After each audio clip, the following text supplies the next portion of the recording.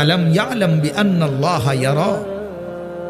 আল্লাহ বলে, বান্দা জানো আমি সারাক্ষণ তোমাকে চেয়ে থাকি, কখন জানি আমার বান্দার কি লাগে। আল্লাহ বলেন, তুমি ঘুমাও, এত বড় বিশাল ক্ষেত ফসল লাগায়া রেখে আসলা, কই ওয়াল কই, দরজা কই, জানালা কই, উপরে ছাদও নাই, বেড়াও নাই, কিচ্ছু নাই, কারে দিয়া গেলা? আল্লাহ বলেন, ঠিক আছে বান্দা, তুমি দরজা বন্ধ করে ঘুমাও, আমি তোমার ক্ষেত পাহারা দিচ্ছি। আমি সময় মতো কুয়াশা ফেলবো, সময় মতো বৃষ্টি দেব, সময় মতো জমিনকে চালনির মতো ছিদ্র করব।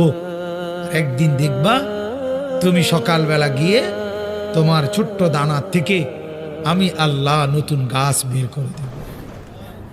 কয়দিন পরে দেখবা সবুজ গাছ বড় হয়ে গেছে।